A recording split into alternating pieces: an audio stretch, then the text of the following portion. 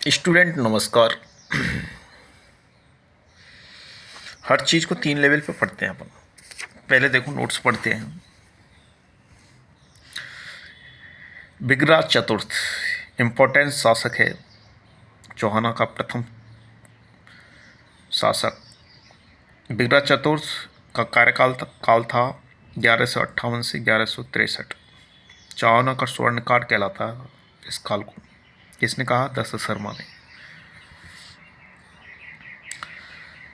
बिगराज चतुर्थ ने तमलों को हराकर दिल्ली पर विजय प्राप्त की और पहला चौहान शासक बना। पंजाब में अन्य प्रदेश को मुसलमानों से जीता।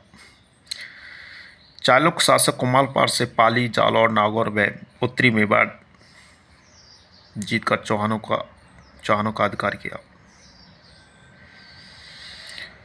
जवालीपुर को ज्वालापुर किया। बिगराज ने राज्य की सीमा शिवालिक पहाड़ी सहारनपुर यूपी तक विस्तारित की। मलच्छों का दमन कर आर्यवर्त को आर्य भूमि में रूपांतरित किया। सोमदेव कृत ललित विग्रह नामक नाटक में गजनी के शासक अमीर खुसरो को परास्त किया। इंद्रपुर की राजकुमारी देसल देवी के साथ प्रेम प्रसंग किया। ऐसा सोमदेव ने जो ललित विग्रह नाटक लिखा था उसमें बताया गया है कि यह अमीर खुसरो को हराया था और इंद्रपुर की राजकुमारी देसल देवी के साथ प्रेम प्रसंग था। अब इसको संक्षिप्त में पढ़ेंगे। संक्षिप्त में बिगराज चतुर्थ का काल क्या था? 1158 से 1163 स्वर्णकाल किसको कहा? इसके जो काल था उसको स्वर्णकाल कहा किसने? दशरथ शर्मा ने कहा। तमरों को हराया व दिल्ली पर अधिकार किया। तमरों को हराकर दिल्ली पर अधिकार किया तथा फर्स्ट चौहान शासक बना, पहला चौहान शासक। मुसलमानों से पंजाब व आंध्र प्रदेश जीते। कुमारपाल से पाली, नागौर, जालौर, उत्तरी मेवाड़ पर अधिकार किया। जवालीपुर को ज्वालापुर किया। सीमा शिवालिक पहाड़ी सहारनपुर यूपी तक विस्तार किया सीमा का। मच्छरों का दमन कर आर्यवर्त को आर्य भूमि में रूपांतरित किया। सोमदेव कृत ललित विग्रह नाटक के अनुसार अमीर खुसरो गजनी का शासक था। अमीर खुसरो उसको हराया और देसल देवी से प्रेम प्रसंग किया। देसल देवी इंद्रपुर की राजकुमारी थी। इंद्रपुर की राजकुमारी देसल देवी से प्रेम प्रसंग किया। इस संक्षेप में अब तीसरी बार और संक्षेप करेंगे। और संक्षेप में क्या करेंगे कि इसका कार्यकाल क्या था? 1158 से 1163 किसका? बिगराज चतुर्थ का। इसके कार्यकाल को स्वर्णकाल बोला है। किसने बोला? दशरथ शर्मा ने। इसने हराए कौन कौन से थे? तमरों को हराकर दिल्ली पर अधिकार किया। मुसलमानों को हराकर पंजाब और अन्य प्रदेश को जीता। कुमारपाल को हराकर पाली, नागौर, जालौर, उत्तरी मेवाड़ को जीता और म्लेच्छों को हराकर आर्यव्रत को आर्य भूमि में रूपांतरित किया और अमीर खुसरो गजनी का जो शासक था उसको हराया। तो अब याद रखना चाहिए किस किस को हराया, क्या क्या जीता इसने।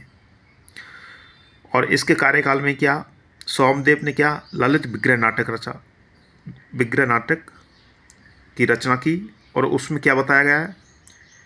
उसमें यह बताया कि अमीर खुसरो जो गजनी का शासक था उसको हराया और देवल देवी जो इसकी प्रेमिका थी उसका प्रेम प्रसंग चला था। ये दो चीज़ बताई हैं। तो एक तो क्या उसका कार्यकाल क्या था, स्वर्णकाल किसने बताया, इसके कार्यकाल कितने से कितने था? 1158 से 1163 था। दशरथ शर्मा ने। संक्षेप में, पूरा संक्षेप में हो जाना चाहिए था। अब ऐसे नोट्स नहीं रटेंगे और अपने आप याद हो जाएगा। 3 बार हमने इसको रिपीट कर लिया तो 3 बार में कुछ याद हो जाएगा। कार्यकाल क्या था? 1158 से 1163। इसको स्वर्णकाल किसने कहा? दशरथ शर्मा ने कहा। इसने हराया किसको? तमरों को हराया, दिल्ली पर अधिकार किया, तमरों को हराकर मलच्छों का दमन किया, जिसको आर्यभूमि से आर्यभरत को आर्यभूमि में रूपांतरित किया। कुमारपाल को हराकर इसने पंजाब और अन्य प्रदेशों को जीता, कुमारपाल को हराकर। और मलच्छों को हराकर इसने आर्यभरत को आर्यभूमि में रूपांतरित किया। और अमीर खुसरो को हराया, ये किस में? सोमदेव ने जो ललित विग्रह नाटक जो रचा था उसके अकॉर्डिंग उसमें बताया कि अमीर खुसरो को हराया, गजनी का शासन था उसको हराया। और देसल देवी है ना, देसल देवी इसकी प्रेम प्रसंग चला था देसल देवी के साथ। ये इंद्रपुर की राजकुमारी थी। अभी संक्षेप में पूरा हो गया, और यही तो पढ़ा था हमने, तो संक्षेप में हमने पीएफ पूरा कर लिया। अब इसकी प्रैक्टिस निकाल लो, प्रैक्टिस निकालो। कैसे निकालेंगे प्रैक्टिस? देखो,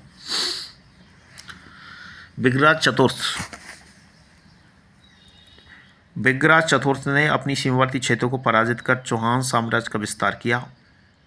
विग्राज चतुर्थ ने सीमावर्ती क्षेत्रों को विजित कर चौहान साम्राज्य का विस्तार किया था इसने, है ना। कहाँ थे किया था? शिवालिक पहाड़ी सहारनपुर यूपी तक विस्तारित किया था। विग्राज चतुर्थ दिल्ली पर अधिकार करने वाला पहला चौहान शासक था। बिल्कुल, दोनों सही है, तो एक और दो सही है, हमने पढ़ा है।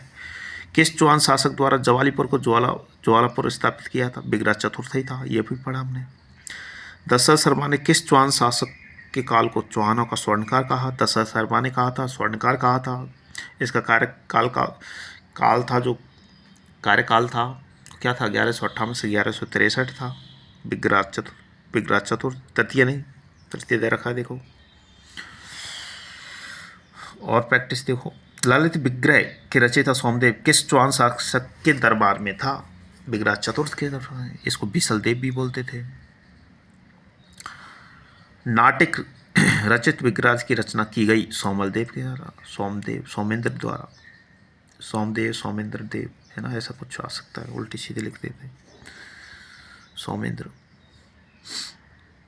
विग्राज चतुर्थ की साहित्य रचना हरिकेली है। हरिकेली क्या है? नाटक है, ठीक है। इतने